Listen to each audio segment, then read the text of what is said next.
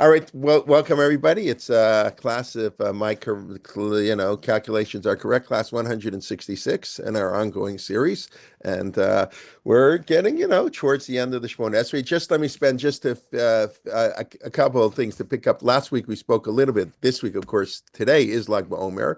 So I mentioned last week that the mourning customs of the Omer are not mentioned in the Talmud anywhere. The Talmud says Rabbi Akiva's students died.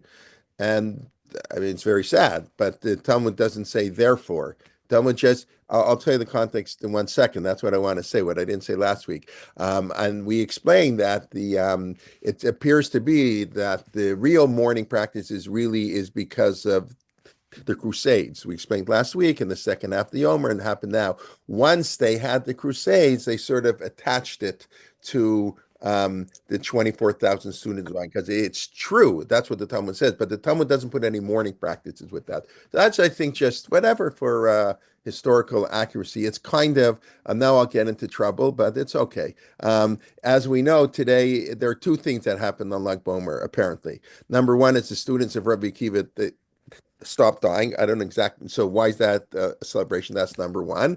And number two, also hard to know why people celebrate this, but in the Hasidic world, the Yortzeit of Rav Shimon Bar Yochai, which has become the more whatever people go to. We don't have to talk about Meron and all that stuff that the Chatam Sofer was very much opposed to. Lag BaOmer, the way it's. I mean, I don't do anything for Lag BaOmer. I don't say Tachanun. That's what I do, but I don't go to barbecues and I don't know bonfire. I don't whatever. So that's a very new thing. This did not exist. I think it's from the 18th century, 18th, 19th century. This idea of bonfires and Lag BaOmer, it's all new.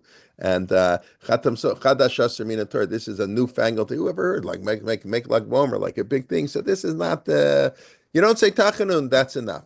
But Rav Shimon Bar Yochai, it's his Yortzeit, and he wrote the Zohar and blah blah blah blah, etc. So I'll point out another thing: the scholarly consensus, I'm sure, as many people here know, is that of course Rav Shimon Bar Yochai did not write the Zohar. I mean, I don't think there's one person who studied the Zohar. Who, objectively in the world, who believes that Rav Shimon Bar Yochai wrote it. It's impossible that he wrote it. It's an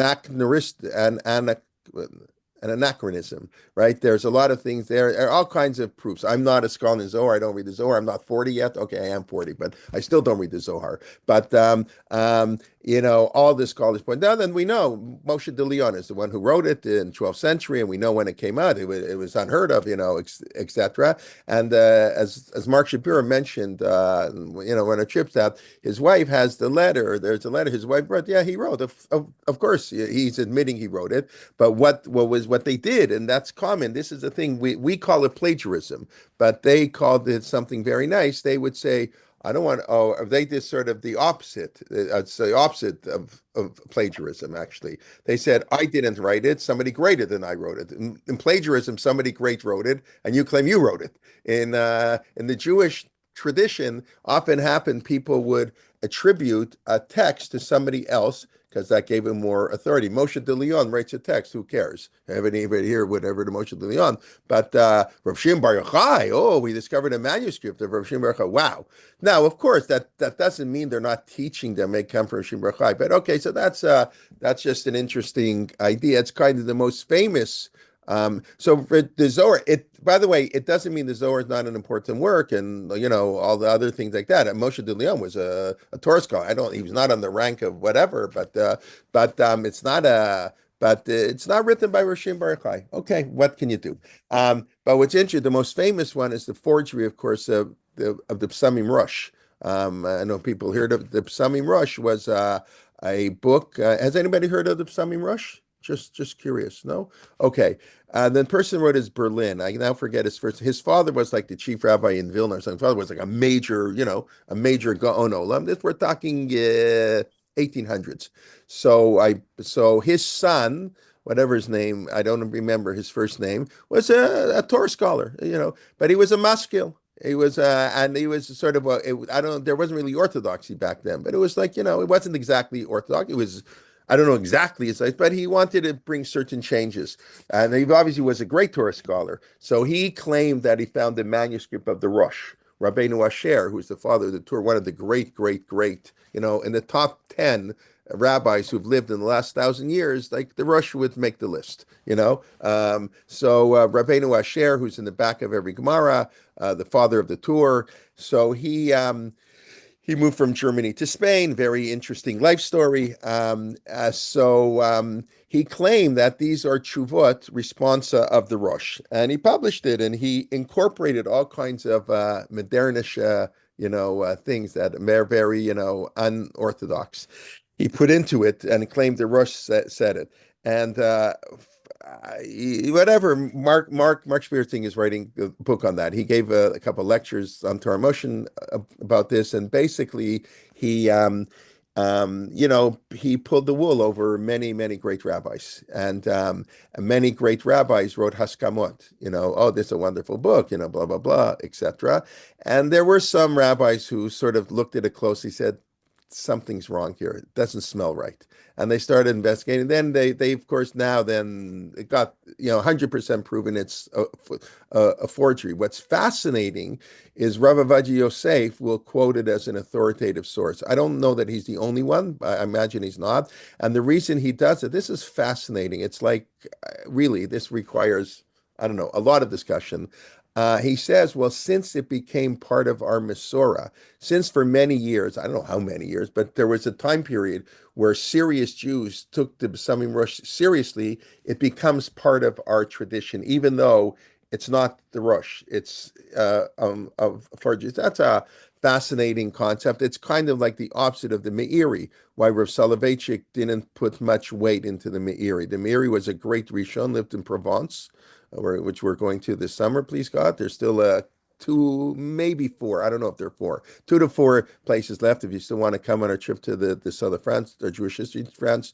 So Provence, where the Meiri lived. So he was a great Rishon, but his writings were basically lost for 500 years. And nobody really knew about them. And they were discovered in the beginning of the 20th century.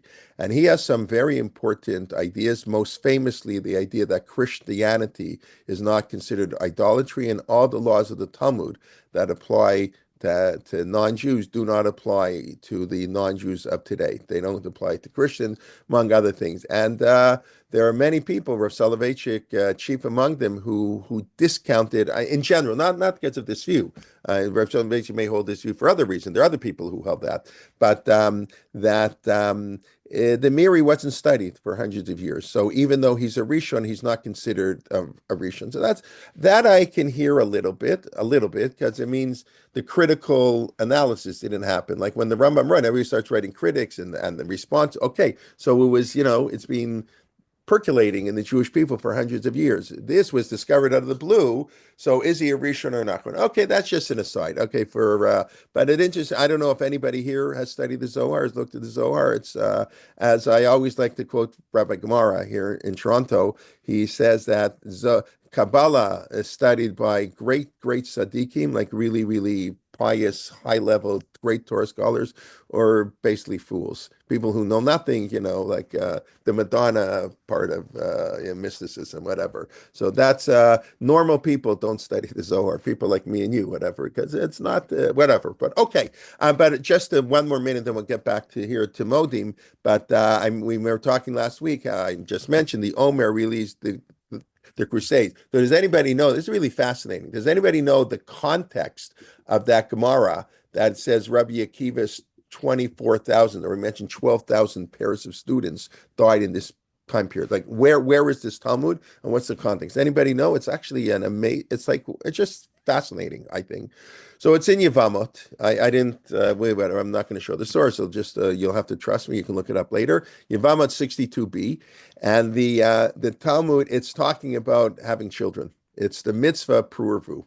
So the Mishnah talks about the debate between Beit Shammai and Beit Hillel. How many children does a person have to fulfill pruervu? So Beit Shammai says there are 2 sons or 2 children, and Beit Shammai and Beit Hillel says a son and a daughter. We're sort of emulating God. The Puravu is our way to most, actualize our Tselem Elohim. So the same way God created a male and a female, we have to do that. So that's how we hold that the real mitzvah is male, female. Yeah, I know people have seven daughters. Okay, whatever. So ones Rachmana Patre. What can you do? But technically the mitzvah is a son and a daughter. And then the Mishnah, we all know that's sort of the basic mitzvah. It's a mitzvah to have more children. And they quote a pasuk in Yeshayahu, in the morning you sow your seed, and like you harvest later. In other words, you should have kids when you're young and kids when you're older. And there are some great rabbis who had kids when they were quite old. Din Tziv, his Rav Meir Bar Ilan, who Bar Ilan University is named after, he was about 72, 73 when his son was born. It was a second wife, whatever. But so you could have children. I'm not telling anything what to do. I'm just saying a historical fact. So the Talmud says you have children when you're young and when you're old. And then the Talmud says the same thing. You have to learn Torah when you're young and you have to learn Torah when you're older. How do we know that? Because we know that because of Rabbi Akiva. You see, Rabbi Akiva had 12,000 pairs of students when he was young, and they all died. Yeah, he was young. I guess he was over 40, but he was younger. And they all died, so nothing came of it. And then he had five students, Rav Yehuda, Rav Meir, Rav Shimon, I forget, Rav Lazar ben Shamu, I think. Five students he had. And those five students is why the Torah, this is why we're giving Shir today. This is why we're here on Zoom today, because without these five students, the Torah would have been lost to the Jewish people. And those students were later in life. So the Talmud says, the Talmud, to sort of back up the idea you should have children when you're young and children when you're old, says you should learn Torah when you're young and Torah when you're old. And that's where the Talmudic story is that Rabbi Akiva's 24,000 students died. And like I mentioned, makes no mention of mourning. Okay, that's fine. Okay, any quick questions? But let's move back onto Modim. Okay, so I said last week we would begin with the question. I think, what did I say? That is Lidor Vador, right? Is that what I said? Is Lidor Vador, interesting. How do you read that? How do you read that as the end of the prior phrase or the beginning of the new one? So if you have Modim, it says, we thank you, we acknowledge you, we give thanks, acknowledgement, thanks, right? To you, our Hashem Elokeinu, Elohei Avotenu. We mentioned it. It reminds us at the beginning of the Shemon Esrei, because it's Tzur Chayenu, our rock who gives life. Magen Yishenu, he protects us. Atahu L'Dor Vador. This is who you are for every generation. In every generation, you give life. You give us salvation, and L'Dor Vador is part of that. Or do you say L'Dor Vador, Nodelecha U'Nesaper Tilotecha? In every generation we will praise you. Of course, the answer to these questions is both can be true, but it's sort of it's not. You can read it both ways, and different commentaries read it both ways. I see in the Siddur I'm holding in the RCA Siddur, it doesn't use too much, but the one I'm holding, it has a comma before L'Dor Vador. So I'm assuming it's sort of reading L'Dor Vador as with Nodelecha. In every generation, we will Nodelecha. So what is, we will acknowledge to you, we will admit to you, right? We will give thanks to you. It's all true. Modim is all those meanings. Unesaper tilatecha, and we will tell stories. Nisaper tilatecha. We will speak about your praises, and we know what always stories are much. I mean, I don't know if they here means story, but yeah, nisaper. We're going to talk about. Everybody knows this is much more impactful. Telling a story is much more impactful than talking about Jewish law or anything like that. So nisaper tilatecha. That's what we're going to do, right?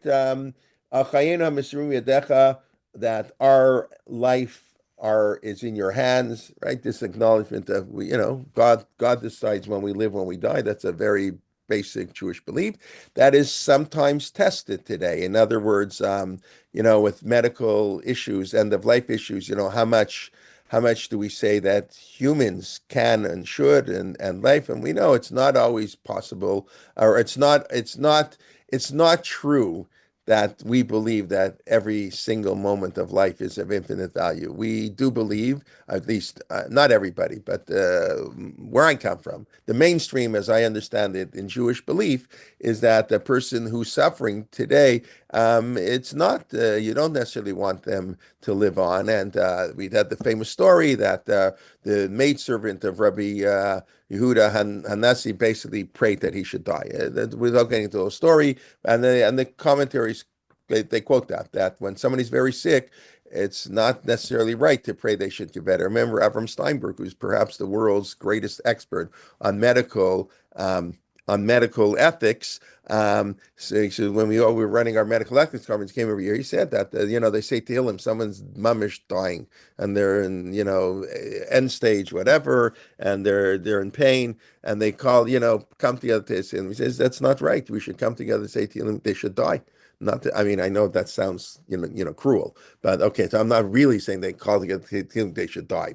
Although maybe Yitaka should. That's what the Talmud says. But the idea is that that's not we don't pray for the extension of their life, and that's why Rav Moshe Feinstein has so many responsa that when you don't have to do every intervention, you don't have to do everything to extend life. When the doctor he gives a year as a cutoff point. Nobody knows, of course, but when a doctors estimate that the patient will die within the year, then you no longer have to do intervention if you don't want. You have to give food, but if the guy has as whatever you can do at DNR. Well, I'm not getting into all. This is not about medical ethics, but just to be aware. But ultimately, our life is in God's hands. So that's very interesting. What's the difference between Misurim and Pekuda? Our life is handed over to your hand, is given to you, Misurim, and our soul is Pekudot. What's a Pikadon? Is entrusted to you. Meaning, like a picadon is something you give to somebody and you get it back. I lend you $1,000, so I want a collateral. So I take your watch as a collateral. So your watch is a picadon, but I give you back your watch when you give me back the $1,000. So it's also, of course, the word pakad has many meanings in the Bible. Vashem pakad et sarah. It's to remember. It's right. And Yosef says his brother, Yipkod etchem, when you leave Egypt, take me out. But I think in this context, I mean, we're giving our soul. Our body is in God's hand. We die, we die. But our soul comes back to us. And this is, I think, I mean, it's not clear, but to me, this is sort of a quasi reference or a reference to resurrection in a sense, to Olam Haba, that our neshama is not given to God, it's only entrusted, and that it comes back, I think. And then in all the praises, again, this I also think we can read this both ways. And all the miracles you do for us. Okay, yeah. So we're gonna praise God for all the miracles He does. And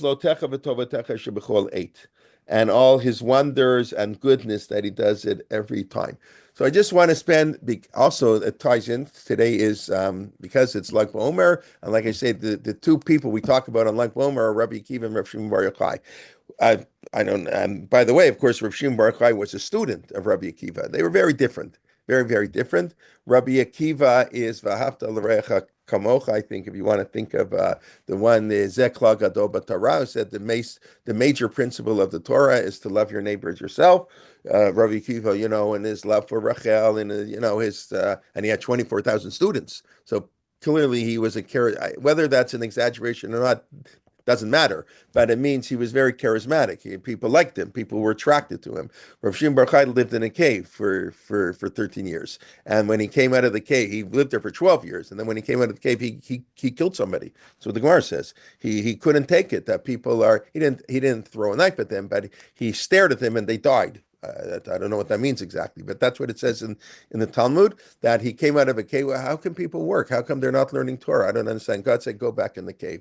You're not here to destroy our world. You're here to make our world better. It's an amazing story. That's the famous story of Rav Shimon Bar Yochai in the cave. Again, okay, so they were very different. So Rav Shimon Bar Yochai, and Rav Shimon Bar Yochai was the one who said, if there's only me and you in the world, that's all we need. We don't need anybody else in the world because we sustain the world with our Torah. It's the exact opposite approach of Rabbi Kiva. Just very interesting. But he was a student of Rabbi Kiva. But the other thing that Rabbi Kiva, one of the other things Rabbi Kiva I think is famous for is Gamzu Latova, right? That everything that happens is for good.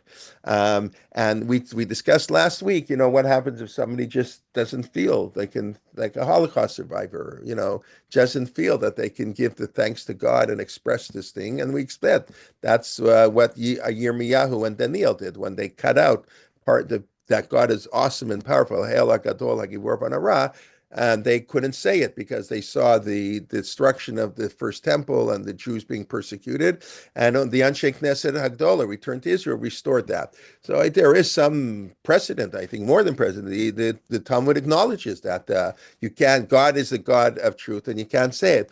So I think, I don't know, I haven't seen this anywhere, but I think to me it makes a lot of sense that this idea that we always thank God for good, of course, and all the goodness and everything is good, it's a very Rabbi Akiva approach. It's not, I don't, in other words, let me show you the passage in the Talmud that talks about this. And give me 1 second here.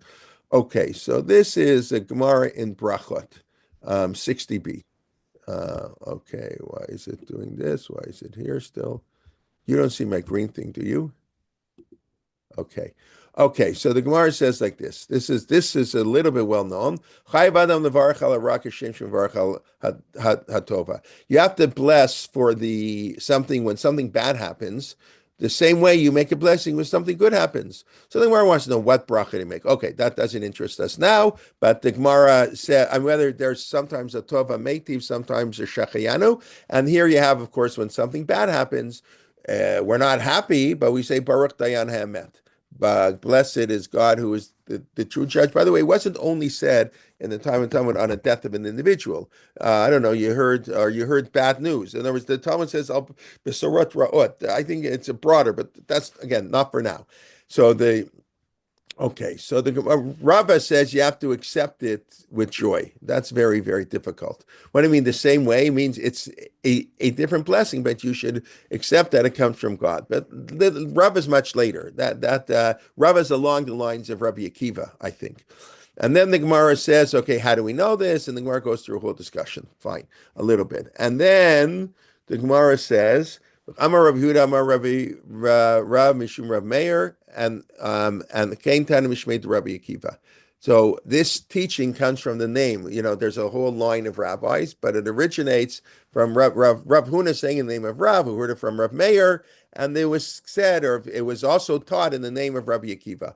Lo lam yedam ragil omar. A person should say, Kol David Rachmana l'tavavid. Whatever God does is for the good. And then the Gemara tells the story. Rabbi Akiva went on a trip, and everything was messed up. Everything went wrong. And whenever something bad happened, he slept in the field, a rooster, a donkey, they all got eaten up. They all got lost. So he said, no, everything that God does is for the good. What I think it's these are two different ideas that, they're related. One has to make a blessing on the bad like he does for the good, and everything that does happens for the good. You understand that's not the same thing. In the first thing, we're saying something bad happened. Nonetheless, you have to bless God because we acknowledge that's God's will, but it's bad. We don't like it. We wish it wouldn't happen. Rabbi Kiva has it's I think in many ways a fundamentally different approach. Rabbi Kiva is saying no, the bad isn't bad. The bad is actually good. So that's it's not exactly the same. I think people. I think we conflate them too much, and I think most of us. I don't know, and living in a post-Holocaust world, how anybody can say something is good. No, there are things that are evil and things that are terrible. Of course, that's what Eob. That's bothered philosophers all the time. But I don't. I think it's incorrect and very simplistic and inappropriate for a Jew to say, "Oh, everything that God does is for the good." No, I know things God does are bad. First of all, a lot of things man does. I'm not getting into that discussion. What God does and what man does. Maybe God does nothing. So where was God? Where was man? But leaving that. point aside, which is important. It is, I think, important to note. You're right, Rabbi Akiva, and I don't know that Rabbi Akiva meant it as a like a philosophical thing in faith. Rabbi Akiva had this amazing ability to see good and bad. I don't think Rabbi Akiva is saying everybody should, oh no, we're really good. I think Rabbi Akiva understood it's bad, but he could see the good. We know from many other stories, they're all connected, of course. So you have to learn about, when we learn stories, it's not that, when I was in grade first learning Gemara, they told me it doesn't matter who said what, just remember what they said. No, that's not true at all. It's very important who said what, because you'll find consistency and you have to compare the sayings or the story. So read the famous story with Rabbi Akiva laughing. How can Rabbi Akiva laugh when the temple is destroyed, right? The foxes are going out and his rabbis are crying, his colleagues are crying, and they say to Rabbi Akiva, why are you laughing? And Rabbi Akiva says, why are you crying? So, why are we crying? Are you out of your mind? Why are we crying? The temple, they're foxes, cry. He says, no, that's why I'm laughing. As bad as it's going to get better. So that's like not normal. Like, of course, we cry. The halach is we cry on Tisha B'Av. We don't. Maybe we should adopt the Rabbi Akiva approach. We should have a party on Tisha B'Av. That's what Rabbi Akiva says. Because when I see how bad it was, I know that much better. So I propose, if other rabbis want to take me up on this year Tisha B'Av, we're going to eat and celebrate, and we're going to say we follow Rabbi Akiva. I assume Rabbi Akiva fasted. It's the same Rabbi Akiva, the last Mishnah in Yuma. The last in Masechet Yuma, talking about Yom Kippur, 7 of the 8 chapters talk about the temple service, like we do in Musaf. 1 out of 8 chapters talk about you can't eat, you can't drink, a pregnant woman can't eat. Well, fine, but everything's about the sheep and what the sheep, the goat, and the sprinkling of the blood. 7 out of 8 chapters. No, so the temple's destroyed. That's it. We're finished. No Yom Kippur, no atonement. How can you get an atonement without the goat going off the mountain? He says, no. Rebbe said, no. Ashrechem Yisrael, you guys are blessed. You guys are lucky there's no temple. Because you know what? Now you're going to realize that God is the one who atones. You don't need the temple. Forget the temple. We want God. It's good. There's no Ashrechem Yisrael. You're lucky. You're blessed. It's amazing. It's amazing. It's almost heresy, but it's beautiful. And that's Rabbi Akiva. So Rabbi Akiva is being killed. The Romans are torturing him. And what did he say? Baruch Hashem. My whole life, I didn't know. How would I fulfill the verse, I to love God with all my soul? Baruch Hashem, thank God. The Romans are torturing me, and I can say, B'chol nafshecha, that I love God with all my soul. So we're not Rabbi Akiva. We shouldn't do that. I mean, for sure, if you do that, then you have to eat on your on Tisha B'Av. Maybe you eat on Tisha B'Av. So that's Rabbi Akiva. So of course Rabbi Akiva is going to say Gamzu L'Tova. You have to understand it, but it's not. I don't think that's the. Oh my gosh! So you rabbis sometimes quote. It's very simplistic. It's very. I think many ways inappropriate. Okay, but but yes, of course, that's not to negate the fact that we should all see good and bad. We do have to make a blessing. Everybody agrees you have to make a blessing on the bad. Just we're saying it's bad, but then okay, let's make something good about it. As Rav Soloveitchik, likes to point out, we don't say lama. That's not a Jewish word. The word is lama. For what purpose? Of course, there are no vowels. Lama, it's lama for what purpose? Lama and lama are very different questions. It's the same spelling, the same 3 letters. Lama means why. We don't ask why. That Rav Soloveitchik also at this level of faith, whatever that. We don't ask why. We don't question God. We ask for what purpose. Well, what message is God trying to tell me? Okay, this is all from we say, we praise God every day. We say in Modim, if we pay attention to the words,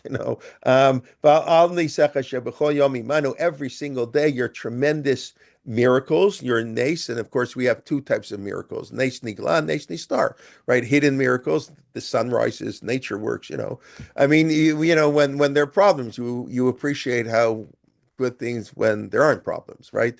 Well, that's human nature. When things are going well, we don't appreciate how miraculous it is. Only when we're missing something. So we have to acknowledge, of course, the hidden miracles, the revealed miracles. Shebechol yom, every single day, Manu. Val niflotech, on your niflaot. Niflaot is wonders, like in Egypt, the Eser Makot were not just, they were, wow, these are going to be odd. This is like amazing, right? Right? You split the sea. Wow. Okay. v'tovatecha, and your goodness. Shabachol eid erev v'voker v'tzoraim. So I want to spend a few minutes. I think that's what we titled this class. Shabachol eid erev v'voker v'tzoraim. Every day, every moment. Shabachol eid erev v'voker v'tzoraim. At every moment, we're going to praise you, morning, evening, and afternoon. Now, okay, so that's what the simple meaning of this idea, that we praise God all the time. And of course, Erev Boker V'Tzoraim in many ways is a reference to Shachrit Mincha Mariv, to davening 3 times a day, which we know everybody agrees, even the Rambam, who holds that davening is a biblical obligation. Everybody agrees davening 3 times a day is a rabbinic obligation. So I just want to show you an interesting way the Gemara comes to this. So where does this verse, Erev Boker V'Tzoraim, comes from? So we take a look. This is actually a verse, like so much of our davening that we like to point out, is actually based in Tanakh. So this is in Tehillim, right? So this is Tehillim 55. And if we quickly just scan through it, you'll see David HaMelech is in despair. Lam natseach ben ginot maskila David. Hazina tfilati. God, hear my prayers. Al titalem. Do not ignore, right? Do not ignore my supplications to you. Hakshiva li. Listen to me. Answer me. I'm complaining. I'm moaning. Mikol oivai. The enemy is coming. So this is like, well, Kelim represents the ups and downs in life. You have things, David's in a good mood, David's in a bad mood, in a fearful mood, etc. And so that's how the Mizmor goes, right? I will soon find refuge. For so Mitzar, the tempest, it's all, the world is crazy, insane, all the terrible things happening, but I cry out to God. And then he says, where is it? This is the whole theme. And then he says, Erev Avoker V'Tzoraim. So evening, morning, and afternoon, asicha can mean I discuss. Yitzchak went lasuach basadeh, to meditate in the field. Vayetze Yitzchak lasuach basadeh, which the rabbis say is a reference to Mincha. It was towards the end of the day. Rivka was about to come, but he went there towards the end of the day, Mincha time, as the sun is beginning to set, and he sort of cried out to God by Yishma Kolin. He will listen to me, right? This is a voice of confidence. So this is where it comes from, the idea of Erev Boker V'Tzoraim, that we're crying out. And here in the davening, we use it sort of a little bit different. There, Erev Boker V'Tzoraim is a more, I don't say negative, but it's a more fearful. In the Erev Boker V'Tzoraim, it's much more positive. In Modim, it's we're thanking God, you're wonderful, all these miracles, all things are great. David HaMelech has a little bit more of a things are much more negative, and yet I'm going to cry out to you. He's not saying I'm going to thank you all the time. I mean, he says, yes, I trust you, listen to my prayers, but it's much more I'm crying out to you, where in Modim, it's much more we're thanking God all the time. He says, Podeh ben Hashem, then it does continue. David HaMelech does switch. This is probably where they get it from. God redeems me in peace, etc. Okay, so that's where it comes from. That's what the commentaries point out. Always where these phrases come from. Now, if you look in the Gemara in Brachot. So the Gemara in Brachot says like this. We'll start here. Nashim v'avadim muktanim peturim mikriyat shema. Okay, I know this is always, women, slaves, and minors, okay, are exempt from Kriyat Shema. It's very fascinating. We discussed this a long time ago, sort of. Why don't they have to say Kriyat Shema? Because Kriyat Shema, as you said, at a fixed time. Now, there are 2 mitzvot in Kriyat Shema. It is very strange that a woman is exempt from Kriyat Shema, because there are a lot of exceptions. The question is, why didn't the Talmud make Kriyat Shema an exception? I don't know exactly why. I don't have a good answer to that question. And we discussed it, I think, a little bit back with Kriyat Shema. But there is a second mitzvah of Kriyat Shema has 2 mitzvot. To say Shema, which actually may only be rabbinic, and that's therefore would be easier to explain why women are exempt. To actually say Shema twice a day is not so clear as a biblical command, because the Shema, where it says B'shofcha uvkumecha, when we go to bed and when we wake up, is actually talking about teaching Torah. V'shinanta levanecha v'dibarta bam. You should teach your children and speak in Torah. B'shivtecha v'vitecha, when you're in your house. U'v'lechtecha b'derech, when you're on the road. U'v'shofcha uvkumecha, when you go to sleep and when you wake up. It's not talking about saying Shema. But the Talmud interprets it in a second level of interpretation. That's about Shema, and therefore there's an obligation to say Shema. Then they debate, is that a real interpretation, like a biblical level interpretation, or no, it's only a rabbinic interpretation. That sometimes is surprising to people to hear that woman that's saying Shema twice a day may only be a rabbinic mitzvah. No, we observe rabbinic mitzvah too, but it's then it's pretty easy. It's not so difficult to understand why women are exempt. But there's a second mitzvah of Kriyat Shema, Kabbalat Ol Malchut Shamayim, the acceptance of the yoke of heaven that we say in Shema. That is not like that mitzvah applies all the time to men and women. In other words, and I believe the Rambam counts it as two separate mitzvot. There's a mitzvah to accept the yoke of heaven, and there's a mitzvah to say Shema, which is a way of accepting the yoke of heaven, but the Shema is more. You have to say the word. So that accepting the yoke, obviously women are obligated in that. Okay. And then it says women are exempt from tefillin. They're not worn at night. They're not worn on Shabbat, but they have to daven. And we said men and women, there's no real difference between men and women's obligation to prayer. It's pretty much in the traditional sources, men and women are 100% the same when it comes to prayer. Zero differences. And if a man goes to minyan 3 times a day, beautiful. Why shouldn't a woman go to minyan 3 times a day? Okay, there are excuses. There are reasons you can't go to minyan. You're doing carpool, you're changing diapers, whatever. And men and women. But fundamentally, the obligation to pray is equal to men and women. We know historically that wasn't the case. Women daven much less. And it's kind of interesting. It's sort of in the more Haredi communities, they continue to daven less. And I think in the more modern community, they daven more, whatever. The Magen Avraham says, how come no woman daven when he got up? Said, maybe Mota Adni counts. Okay, he didn't know. And they have to put a mezuzah and they have to say Birchat HaMazon. Okay, so the Gemara wants to know, who goes through all of them. So it's very interesting. The Gemara wants to know, they have to daven. Women have to daven. So the Gemara says, yeah, it's obvious. You have to tell me that. Davening is asking God for mercy. So we're going to. I don't want to ask God for mercy. Women don't need mercy. Women need mercy just as much as men. In the time of the Talmud, they needed mercy more than men. Women were less protected. They were vulnerable. They were weaker. Many of them died in childbirth. A woman has to pray more than a man. The Rahmani Ninu. It's mercy. Of course, they have to daven. So the Gemara says, you're right. But I still have to point it out because I might have made the following mistake. It would be a mistake, but I have to make sure people don't make that mistake. Mahu the Tema might have said, Hoel, since it writes in Erev Avokav Tzorayim, since it writes that, I don't know, we thank God, we pray to God, we do something where I don't know, they're presumably are referring to David HaMelech, to the pasuk in Tehillim, that he cried out to God morning, afternoon, and evening. So it's like a mitzvah dependent on time. It's like, and therefore a woman wouldn't have to do it. So no, they have to do it. Anyways, so no, does that Gemara make any sense?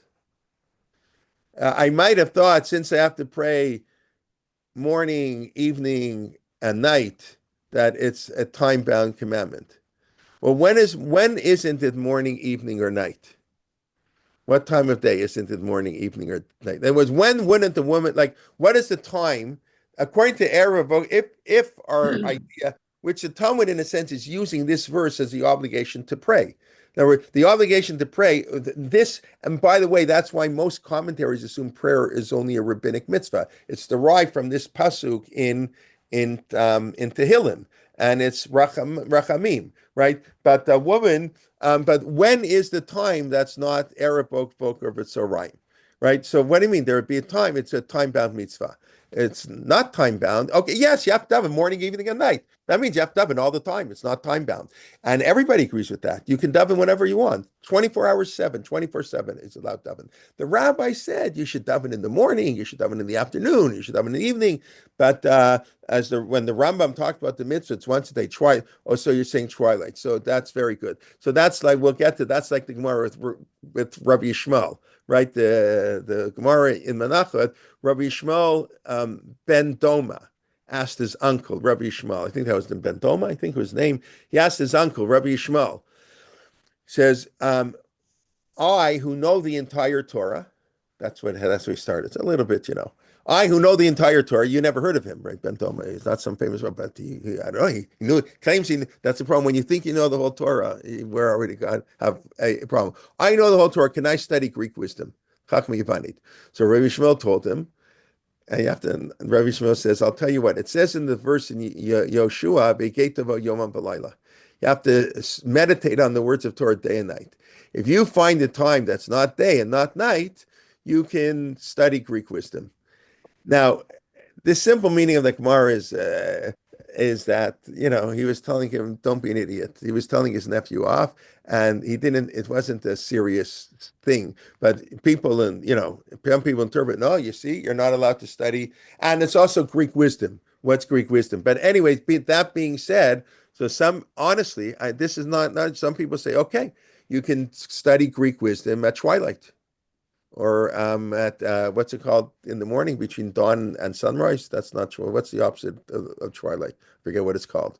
What's it called in the morning between dawn and Dusk. Dusk. Okay, thank you. But so you can study then because it's not day or not night. But I don't think that to me, like I smile when I hear that interpretation. What he was telling him is no, it's always day or night. But fine. So it's the same thing. You can say Erev Boker Tzorayim. There's a time, but it's not Erev, not Boker Tzorayim. I hear that, but I don't really think that's what the verse means. David is saying, I constantly cry out to God. So my question is, how can the Talmud say, I might have thought it's time bound? No, it's 24/7. He's saying it's not time bound at all. So I think, right, you hear my question? Does it make sense? So I think what the Gemara wants to say is we daven differently in the morning, in the afternoon, and at night. It's not one obligation to pray. There's obligation to pray, but it's three different obligations. And when we say Avram, Yitzchak, and Yaakov instituted prayer, right? It's different. It's very different when you pray in the morning. When you pray, when did Yaakov Avinu pray? He prayed when he's running away from Esav, right? That's where we derive it from. He's running away from Esav. What's prayer? It's nighttime, Mariv. Night is fear. Avraham prays in the morning. I looked out in the morning. Yitzchak, it's a different mode of prayer. It's a totally different prayer. We say that's the problem. We've discussed many times. That's the problem with our siddur. We say the same words and we say the same thing. We discussed that last week and other times. It's not. I mean, it's not. We have no choice, but it's not good. It's not good. There should be totally different prayers. Totally different, and there are. We know Mincha is much different. Mincha is much shorter, and Mariv is different. And we say Emet Yatziv, Emet Emuna. We say Emuna at night. We have faith at night. In the morning, you don't need it as much. You see the light, you see the sun. But at night there's fear. So we're much more obligated to have faith. So Erev Avoker Tzorayim, it's not means you have to pray 24/7, or the idea that 24/7 is. It doesn't mean you have to pray 24. Well, I cry out to God constantly. That's what David Melech is saying, right? And that's the Rambam, right? That's what prayer is. Whenever you have a need, you cry out. But we've so institutionalized and formalized prayer that we've so moved away from the original model, a prayer that was when you felt like it and when the need arose. And one time it could be, I'm sorry? Okay, and one time it could be 8 times a day and twice a day. We don't do that at all. But I think when the Gemara says that day, night, you have to pray 24/7, so then it's not time bound. No, it is time bound because the prayer and even the prayer, even Shachrit and Mincha, which are both in the day, no, one is as the sun is rising and one is the sun is setting, and that's a very different prayer. And Yitzchak, and that's why Avram couldn't daven Mariv. Avram is the founder of the Jewish people, light. He can only daven Shachrit. Yitzchak, he's in the middle. Like Yitzchak, between Avram and Yaakov, he never left the land of Israel. He can't daven at night either. He has to daven day. But when the sun is setting, and Yaakov is always on life, always has problems. His whole life is full of challenges. That's night. So Yaakov can't daven Shachrit in a sense, right? I mean, when Yaakov didn't, when it says Avram did Shachrit, Yitzchak did Mincha, Yaakov did Mariv. So Yaakov didn't daven Mincha and Shachrit. Of course, the whole thing, it doesn't mean, Yaakov, like he didn't gather a minyan and say Barku. Like, it's not what it means. It means we see in the Torah that Yaakov expressed a crying out to God in the nighttime. because that's Yaakov's personality. We don't see it in the daytime. That's not Yaakov. And we don't see Avram at night. Avram is, God takes him out at night to see the stars, but Avram is in the daytime. So, anyways, I don't know. I think it's just a nice point that when you daven Shachrit, it's different than when you daven Mariv. Okay, I don't know how to express that difference, like when we actually say the same words and everything, and we mumbling through the words. But and mincha is also different. Everything's different. It's where you are, what stage, and the idea that mincha is short is because the assumption is people are working. You don't have time in the middle of the workday to go to shul for half an hour. Short, and therefore your davening has to be more related to your activities in the day. At night, you're thinking about the problems in the world, the problems you have. And in the morning, you're thinking of, oh, what can I do? How can prayer inspire me to make the world a better place? So they're different. It's maybe the same words, which is sort of unfortunate, but we have no choice. But it's different davening. Okay, anyway, but here, what the authors of the Siddur did is took David's, I want to call it a lamenting, like crying out to God in pain and suffering, crying out to God. Erev Voker, I cry out to God all the time. My enemies are surrounding me. And we took that and we put it into, we praise God. We're going to praise God all the time. We're going to turn it around. Which David sort of alludes to, but doesn't do it anyway in the same way. Okay, Like so we're Kelman, going, yeah, can I make a comment just to add to something you're saying? of course. It seems to me that there are two things going on here. One is that the rabbis understood the dictum set a fixed time for davening, so to speak, set a fixed time because otherwise you're going to forget and you're going to ignore it. And that may be one of the reasons why we have these sort of structured services. And the second is that the introduction, I think, to the Amidah. The Amidah itself, I know, is what we recognize as quote unquote the prayer. But the truth is that we say certain things in the Amidah on a regular basis because those are the things that we typically would want, but we come to them in different ways. In Correct. Mariv, we come to them with the notion of fear and so forth. V'hurachum yichaper avon and so forth. Hmm.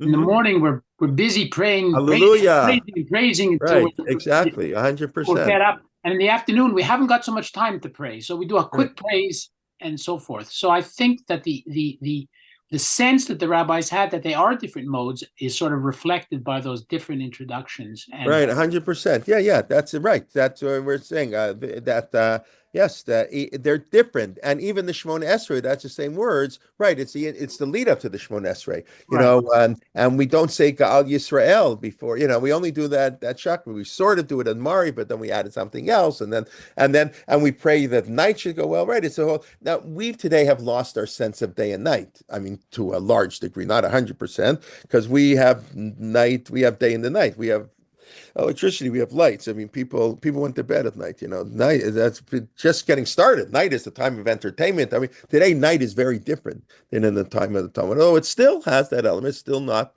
daytime, but so I don't know. I assume that's reflected in our prayers too. But you have to really be on a deep spiritual level to, when you daven in Shachri and daven Mincha, really to daven in a different mode, because often things are, how you are, you're that way the whole day, you're in a particular mood the whole day, so, oh, they're tefillot, are they? But by the way, the halacha is, and we don't follow this halacha because then no one would ever daven, but when you're, when your mind is absorbed in something else. I should look up the exact wording in the Shulchan Aruch. But when you can't think straight, you got a problem. You have a huge business deal. The stock market just crashed, and on your business, or you just got laid off, God forbid, from your job. Some really really not good thing. Not like the end of the world, but not pretty bad. There are bad things that happen, right? As we discussed. So Talmud says you can't daven. You have to daven, like, be in mood, and right, because the Talmud says when you come back from a trip, you can't daven. Yeah, because you come back from a trip, you're all tired, you're not in the mode. No, if we would follow these laws, we would never daven. That's why the halakha says that you have to have kavana, you have to have intent, whatever that means exactly, but at least the meaning of the words, no, or at least, oh no, maybe not that. At least to know you're standing before God in prayer for at least the first paragraph of the Shema. And sometimes your mind is totally wandering. So the halakha is you have to daven again. And the Ran said, but we don't daven again. Because we don't get it, you get OCD, daven 500 times. Did I have my mind in? We would never daven. So our davening is like a pale reflection of what it should be. And that's, I believe, maybe why you can have these stories in the Hasidic world. Some guy blew a whistle and, oh, his davening is more great than all the other people because it came from the heart. That's where these stories, I think, are coming from. Okay, let's go on a little bit about Shabbat 8. Hatov kilo chalu rachamecha v'rachem kilo tamu chasadecha me'olam kivinu lach. Okay, so then we say, your good never ceases. Kilo chalu rachamecha, and your mercy and your rachamecha, your mercy to us. Hamarachem, one who does mercy. Kilo tamu chasadecha, because your kindness never ends. Me'olam kivinu lach. We will always put our hope into you. So first of all, this is not a prayer, or this is a statement, right? A statement of fact. It's part of Thanksgiving, right? We thank you. Now it's very interesting. In my siddur and every siddur I've seen, I've only checked 2 or 3 since I first saw this last night. Where do you have your comma? Before Hamarachem kilo tamu chasadecha, the one who gives mercy, because your kindness has never ceased. Lo tamu, and then there's a comma. Me'olam kivinu lach. We always hope in you. We always, you're forever. So that's, I think, where they most put it. So I was looking, in the Siddur Otzar Tefillah says no, that's incorrect. The comma has to go after the word me'olam. You have to read it. Hatov kilo chalu rachamecha. God never ceases His mercy. From Rachem, kilo tamu chasadecha me'olam. And the one who gives mercy, his kindness never ceases forever. Kivinu lach. We look up to you. I don't think anybody does that. I don't know. So it's very interesting, right? Why should we do? That's what he says. He says the word me'olam goes on, your mercy never ceases forever. We look up to you. Not your mercy never ceases. We look up to you forever. So he says, because of this idea that our tefillot are based on psukim. And what pasuk is this tefillah, or this statement, acknowledgement of the wonderfulness of God? Where is this statement come from? So he says, Zechor rachamecha Hashem v'chasadecha k'me'olam hema. This is a pasuk we say in Tehillim. It's from Tehillim. There are almost anything in our prayer book is rooted in Tehillim. But we say it in Slichus a lot. Zechor rachamecha, God should remember and have mercy. V'chasadecha ki me'olam heimad. Your mercy is always forever. That's just interesting. So he's pointed out to say the word me'olam, and then kivinu lach. When we had this, we had the same thing on kulam ahuvim, right? The way everybody says it, what do you say? Kulam avim, kulam. No, where is it? It says, yeah, kulam mekavlim all malchut shemayim zeh mizeh, and the nimmer shud zel zel like this yotzram benachat ruach. Right? We all the angels are all singing your praises. So we say bisafa berurav nima kedusha. Right? I'm sorry. Bisafa b'rom nima. We say with a clear and pleasant voice. Kedusha kulam kachad onim, with holiness they all answer. Right? That's what everybody says it. They pause after nima. So again, some of the commentaries in the Siddur says no. It's in ni'ima kedusha, with a holy song. You say it bisafa berura and b'nima kedusha. Kulam kachad onim b'amrim yira, not the safav ram nima kedusha kulam kachad. So what I try to do, and I do, it means I'm paying attention, is I take turns. Some days, ever since I learned this, I think it adds to me. It adds more meaning to my davening because it means slightly differently where I put the comma. So some days I say b'safav ram nima kedusha kulam kachad, with holiness we answers, and some days I say no b'safav berura, comma ubenima kedusha. So it's the same thing here. I haven't done it yet. I just discovered this last night, that the word me'olam maybe goes kilo tamu chasadecha me'olam. Your kindness have never left us forever. I just think these are nice. I know people say you should do the same thing all the time. You go out of your minhag is. I don't know. I find since prayer, the idea, I don't know what the minhag is, but the halacha is that your prayer, you should feel the presence of God. What about the end of that sentence? Kedusha kulam kechad onim v'yomrim b'yira. Where should the comma be? That's what I'm saying. That's the debate. No, it's if you say b'ni'ima, let me find it again. If you say b'ni'ima kedusha, it's kulam, and then comma, b'ni'ima kedusha, kulam kachad onim v'amrim bi'ira. Everybody joins together and says in awe, right? And the way we do it, and that actually sounds more correct. The way we do it is kedusha kulam kechad. We everybody gives permission. Notnim reshut zeh lazeh to lagdish liotram, to give glorify the God, to sanctify benachat ruach in with nachas, with sweetness, whatever, b'safa berura nima, with a clear and pleasant voice.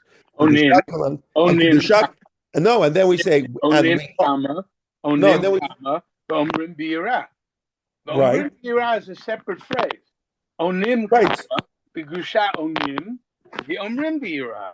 So see, I think the And way we say some siddurim will have a comma after onim. after onim, right? I think the way we normally do it, you can read it like People this. say onim the omrim bi'ira. Right, that's right. You say kedusha kulam kachad onim v'amrim bi'ira. In other words, and then we say kadosh, kadosh, kadosh. In other words, what are we saying? Kedusha kulam kechad onim, the omrim bi'ira. Okay, but fine. But what are we saying? We're saying kedusha. Kedusha kulam kechad omrim. We're saying kedusha, kadosh, kadosh. If you say b'nima kedusha, it's not that we're saying kedusha. We should do the ni'ima with kedusha. It's a The different. Nusach avoids the whole thing. I'm sorry. Nusach avoids the whole thing. They say onim be'emav omrim bi'ira. Yeah. Okay, but I'm talking this Ashkenaz. What can I say? Yeah. Okay, just very. I find it kind of interesting. But you have this a lot. I said before. Is it going? Is Lador Vador going on what's before, or going on what's after? You have this all the time, and the fact that it can be done both ways must maybe the brilliance of the authors. Maybe they had that in mind. It's like always like. In the Chumash, the Chumash writes in a way that's God wrote in such a way that the Rashi and Ramban are going to argue all the time. Well, what do you think God didn't know that? Do you think Rashi doesn't understand the Ramban? Ramban doesn't understand Rashi. Of course, they understand each other, and each one could be correct. That's the beauty of the Torah. They can both be correct, even though they're different, right? That's the Shivim Panim LeTorah, and we each have to interpret it differently. They contradict each other. Too bad. Who cares? I always say, who saw the brothers, Yosef or the Mijanim? Both interpretations are 100% plausible. We don't care who saw them because the Torah is not a history book. The Torah doesn't care about what happened. The Torah cares about what, I know I'm putting it bluntly, but that's correct. The Torah doesn't really care what happened. The Torah cares about what messages. The Torah wasn't written for the people who left Egypt. For them too, but it was written for us. It was written for us. So there's one way to read the Torah when Yosef saw it, and another way to learn the Torah when the Midianite saw them. And that's true 1,000 times in the Chumash, pretty much in every verse. Did Cain do tshuva or didn't he do tshuva? Gadol avonim so. My sin is too great to bear. Is that a statement or a question? Is my sin too great to bear, or my sin is too great to bear? That's a machloka, Rashi Ramban. Who's right? Of course, they're both right. But that's the point of the Torah. The Torah wants us to read it in two different ways. So I think in many ways that's true in the Siddur too. That's something I've discovered by teaching this class that I would never thought of before. Thank you again, once again, thank you for allowing me to do this. So that there are different ways to interpret the Siddur, the same phrase, and sometimes one day I want to think about this interpretation when I daven, and when they want to think another. Halavai, I'm thinking about interpretation when I'm davening and not half asleep. So I think that keeps me on my toes if I have to remind myself, which meaning do I want to think about today when I daven? Anyway, so that's the same thing about commas in general in a lot of places. Yeah, a lot of places. There are misplaced commas. Yeah, of course. Right, or bracha. It should probably be Liumatam Mishabachim, comma, the Omerim. Yeah, and also right before Shemona Esrei, B'Simcha Rabbah v'Amru Chulam. It should be B'Simcha Rabbah, comma, v'Amru Chulam. Right. What do we say? We say B'Simcha Rabbah. Moshe ben Yisrael Lechan Yisharah B'Simcha Rabbah v'Amru Chulam. Right, as opposed to the comma after B'Simcha Rabbah. Right. Chulam. Yeah, I think that is what we do. No, B'Simcha Rabbah. A lot of people just go right in Moshe ben Yisrael Lechan Yisharah B'Simcha Rabbah v'Amru Chulam. Yeah. Moshe Avnei Yisrael Chanu Shira, then they stop there. B'simcha Rabbah v'amru kulam. But it should be Gamru B'simcha Rabbah, and then Kama v'amru kulam. Yeah. Yeah. No, you're right. You're pointing out what everybody know from English. Right. Exactly. The commas are very important. Okay. Anyways, I think it's 10:14. Well, let's just do a quick review, and then please God, we'll pick up next week on Birchas Kohanim. A little bit just to wrap up a couple of things. Okay, we spoke a little bit about what's it called, Lag Bomer, the context of Rabbi Akiva, the 24,000 students is the idea that you have to teach Torah when you are well. About having kids, you have to have kids when you're young and have kids when you're older, and so too you have to learn Torah when you're young, when you're older, and the proof is from Rabbi Akiva. And we spoke a little bit. I see somebody commenting on the Zohar. We spoke about how every single scholar says the Zohar was not written by. I don't want, I don't get excited about it. But okay, other people do. It wasn't written by Rav Shimon Bar Yochai. It was written by the Moshe de Leon. He wanted to attribute to Rav Shimon Bar Yochai to give it more credibility. That's a very common thing. Rush. The view of the Zohar is written by Rashbi comes into belief that he received it part of the Masorah from Sinai. Okay, I don't know. I don't know from these things. I just don't know. I don't know where in the world there's a Masorah that the Zohar was given at Sinai, but I imagine that's what people think. Okay. And it's the word of God. So what do you mean it was written by Rav Shimon Bar Yochai? If it's the word of God, it wasn't written by Rav Shimon Bar Yochai. You mean he did, and don't tell me God dictated it to Rav Shimon Bar Yochai like he dictated to Moshe. So I don't understand. Somebody can tell me, but yes, in certain circles it would be considered heretical to say that Rav Shimon Bar Yochai did not write the Zohar. But anyways, okay. And then we basically discussed, we thank God. Modim is this thank God for all our miracles, everything, all the goodness. And we discussed the difference between something bad being bad, but seeing the good, and something bad, learning from the bad, and the bad being good. Sort of the approach of Rabbi Akiva, very, very difficult. I would say not really possible approach for normal people. But that's the Rabbi Akiva who could laugh. I mean, that approach allows him to party on Tisha B'Av almost, to laugh when he sees the destruction temple, to be happy when he's being tortured by the Romans, so he can feel b'chol nafshecha. So obviously, this is a type of person when something bad happens, he's going to say, "No, it's not bad, it's good." But that's not normal, if I can say such a thing. It's so that's we're more that you have to make the bracha on something bad, because we hope from something bad something good will come. And then we discussed the notion of Erev Boker B'Tzoraim, that comes from Tehillim, David HaMelech crying out kind of in despair, and in Modim the focus is not on despair but on thanksgiving. We thank God evening, morning, and afternoon, whatever it is, morning, evening, and night. And then we say how the Talmud uses that verse to say that I might have thought prayer is time-bound, and therefore I have to expressly say it's not time-bound, not because it's 24/7. What do you mean it's time-bound? It's 24/7. No. From Erev Boker Tzoraim, you can't learn that it's not time-bound, because morning, evening, and night are different.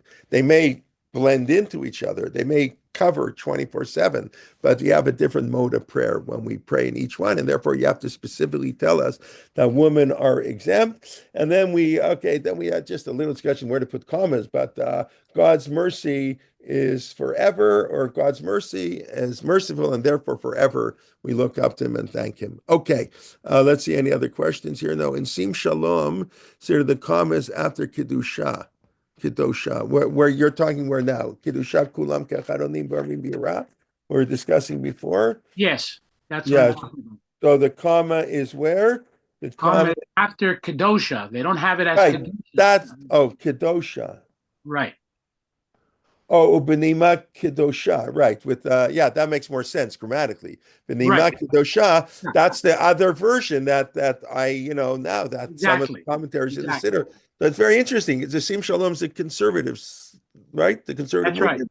Yeah, So yeah. that's very interesting. Somebody in the conservative movement there must have, whatever, must be aware of this, obviously, and they Mhm. decided to put the comma where they did, right?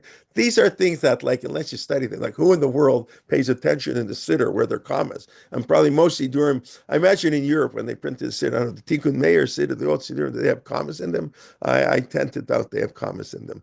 But anyways, okay. All right. Any questions, comments? Otherwise, wish everybody Shabbat Shalom, Lag Bomer Sameach, or whatever that means. Exactly.